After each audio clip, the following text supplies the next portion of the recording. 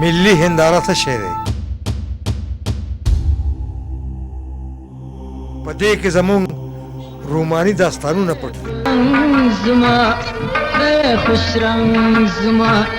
مزه بل ځای سنم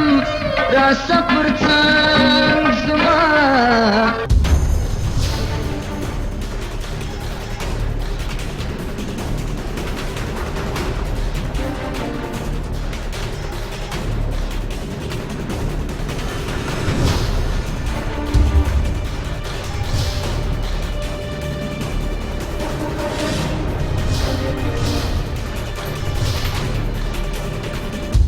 په دې کې یوسف خان شیربانو ادم درخانه او داسې نور ډېرې روماني کیسې کومې چې زمونږ په چاپېرچل کې تېرې شوي دي دا به مونږ تاسو ته یو یو ښایو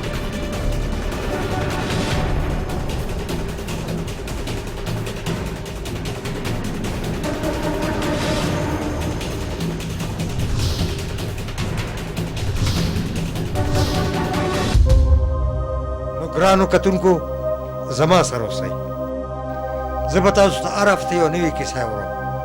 هم ستاسو په چینل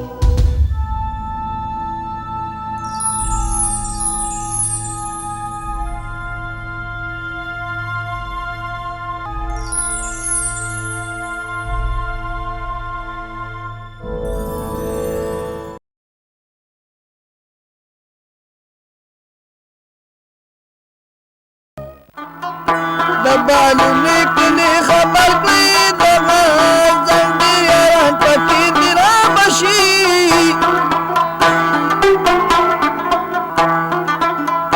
میندې به ډېرې زامن راوړي غزن الله د لمر اختیار راوړي دي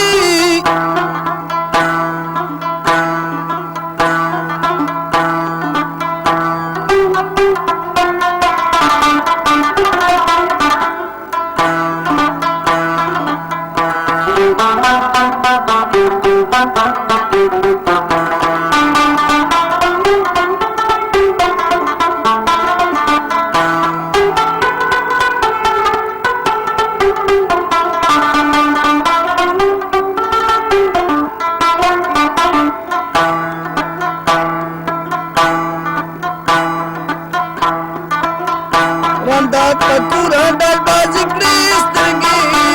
سرګې ډېرې کتل کړي سرونه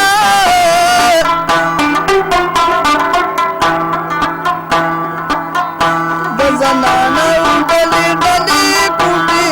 د خېجې براندا کړي وازونه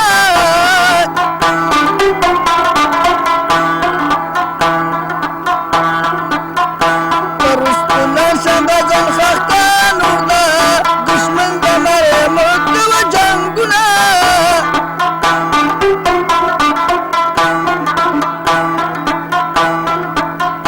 که اتیا سل مړي دې وکړو چې ځنګل شي بیا په بېرته نه راځي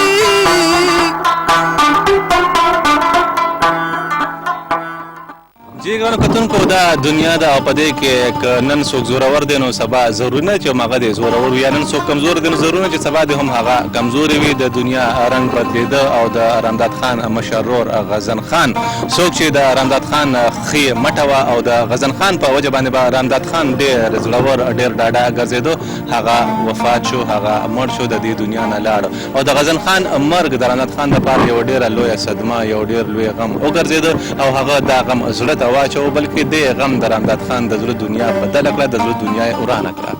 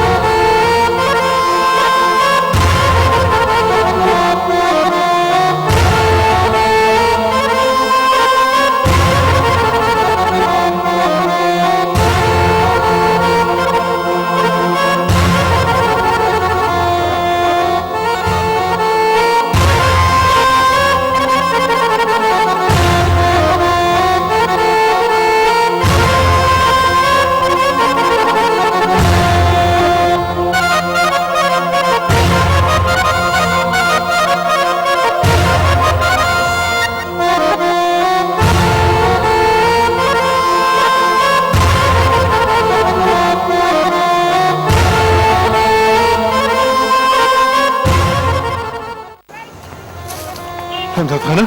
تا نه څه جوړ کړی یار ولې په ما څه چل شوی دی خپل حالت ته ولکترې دي کله نه مې چې خپل ورور په دې خپلو لاسونو ګور ته کوز کړی دی نو ماله د خپل ځان داسې ښکاري لکه چې د خپل د لاندې مې خپل ځان خنې خنې کړي زه یم خو زه نه یم مصب خانه زه نه یم مصب خانه نور سره څوک ځان نه مړ کوي ژوند سره د ژوند د تېرولو چل زده کړه دا ته نه وینې چې زه په خپل خپو وګرځم ژوندی یم ستا را کړو وړه او ستا داسې ګرځېده ستا لپاره به څه مصیبت پېښ کړي یار د دې نه نور غټ مصیبت او قیامت به بل کوم پېښېږي چې زما ورور زما په وړاندې په وینو کې ژوب پروت و خو ما هېڅ نشو کولی دا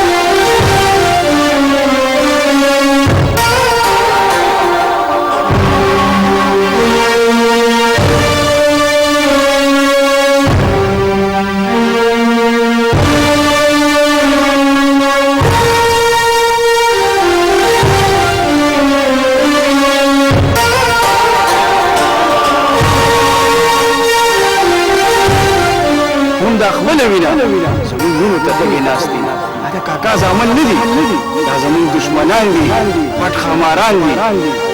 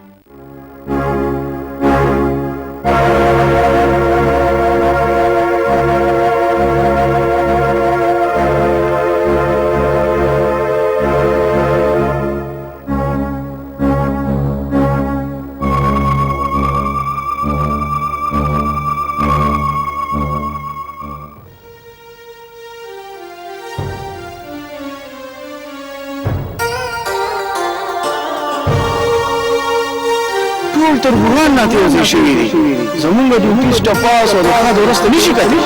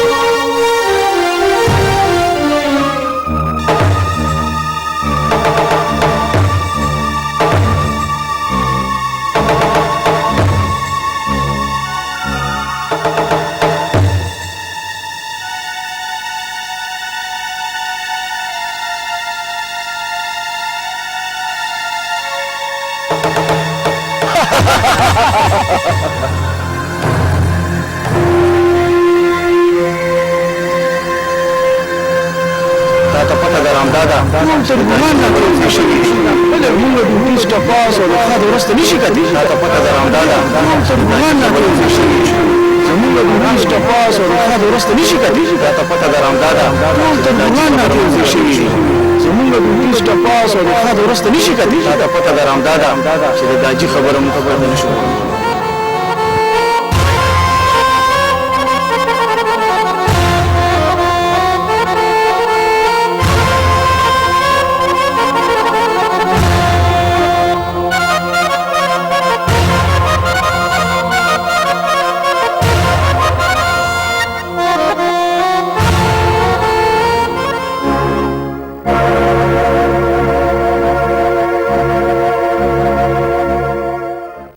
کتونکو لکه تاسو مې خبر وکړه سور د پریوتو دی او دغه شانتې د رامداد خان هم د ژوند اخر تمام شو او د رامداد خان ژوند هم سر ته ورسېده خو د رامداد خان په ژوند باندې خپل خپلوان خپل پردي په دې وجه خفه و چې د رامداد خان مرګ داسې نه و پکار او رامداد خان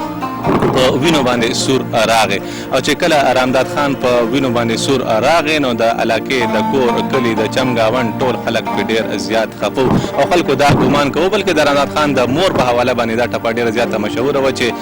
رامداد یې سور په وینو راوړه او مور یې ګمان د سرې ډولۍ پې باندې کړي نه او رامداد یې سور په وینو راوړه او خویندو یې ده وکړله ګل ټومبلې دینه دا و د رامداد خان ژوند او دا و د هغه د ژوند اختتام خاتمه چې ډېره په افسوسناکه طریقه باندې وشوه جی ګرانو کتونکو دا و د رامداد خان ژوند د هغه بهادري د هغه نرتوب او د هغه د خپلې علاقې نه تګ په کوپر کې د کلا جوړېدل د هغه مرګ د هغه دوستۍ د هغه دشمنۍ او د هغه د ژوند خاتمه راځئ چې په دې هکله غوږ شو خپل پوهان ته چې هغه په دې حواله څه وایي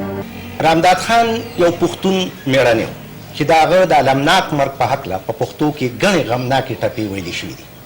چې د ساندو تاثر لري سانده د شاعرۍ هغه صنف دی چې پکې د یوې علمیې په هکله احساسات او جذبات بیان شوي دغه ساندې کله ناکله د یو شخصیت یا د یو خاص فرد د نوم سره هم تړلي وي او کله د علاقو سره هم تړلي وي لکه چې په دې پروګرام کې کومې ټپې تاسو اورئ هغه د رامداد خان د مرګ په باب له ویلي شوي دي چې پکې د رامداد خان د ژوند پیښې بیانېږي په پښتنو کې قبیلوي او د تربورلۍ جنګونو په نتیجه کې ډېره مرګ ډوبله شوې ده او په دې کې دغه رنګ واقعات د ولسي شاعرۍ د مختلفو صنفونو په حواله موږ ته را رسېدلي دي رامداد هم د دغې قسمه تربګنۍ د سره ځار شوی دی پښتانه د نړۍ یو یاد قام دی د دوی سماجي قدرونه څه خپل انفرادیت لري چې مثبت او منفي دواړه اړخونه پکې شامل دي د پښتنو هره قبیله د یو بل نه ځان په فرق ګڼي او د برترۍ یو احساس په ذهن کې موجود وي هره قبیله وایي چې دا د بلې نه زیاته اصیله تورزنه میلمه پاله او ډېره توریالی ده او د هغوی په مقابله کې بله ټیټه بې همته او بې دسترخانه بولي دغه وجه ده چې هرې قبیلې د بلې د تربورلۍ رقابت او د سیالۍ په بنیاد قسمه قسم متلونه هم جوړ کړي دي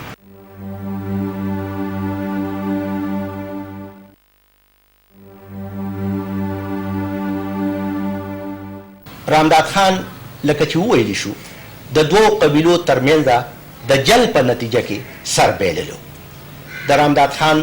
نه وړاندې د ورور غزن هم د تربورانو له لاسه وژلی شو غزن او رامداد خان دوه وروڼو د دوی دواړو چې نواز طاهر ورته ممن ویلي دي لکه په دې ټپه کې چې وار د رامداد خان د پګړۍ تیر شه نور ممندان دي پګړې نه په سره وینه په خپله قبیله کې لوی نوم او عزت لرلو دغه وجه وه چې د تربورانو دشمن شو دغه تربورانې د رامداد خان سره د مقابلې لپاره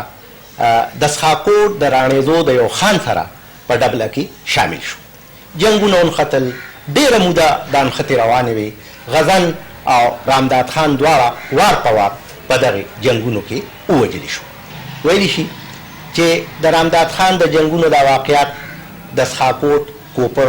او د کچي په علاقه د 19مې صدۍ په وروسته کې شوي دي دا هغه زمانه وه چې کله پیرنګیان بیا د دې علاقو ته خپلې خپې راوږدې کړې وې رامداد خان په خپله علاقه کې یو تورزن ځوان یادېده نو ځکه د هغه مرګ د یوې غټې المیې په توګه یادېږي او دغه تورزن په ټپو او سندرو کې نن هم یادولی شي رامداد خان په خپله علاقه کې یو تورزن ځوان یادېده د هغه سخا مشهوره وه د هغه ځواني یادېده نو ځکه د هغه د مرګ دا واقعه د یوې غټې المیې په توګه نن هم زمونږ په سندرو او په ولسي ټپو کې یادېږي او خلک یې دغه سندرې او ټپې اوري جی ګران اورېدونکو دا خو د رامداد خان په حواله باندې زموږ د پوهان خبرې او اوس تاسو ته اورو د گلزار عالم په آواز کې د رامداد خان د ژوند جواک په حواله باندې ټپې تاسو وره ټپې مصرې یکزار او ورکه خپل قربا هدایت الله ګل ته اجازه تر بل پروګرام پورې په لوی الله مسپارم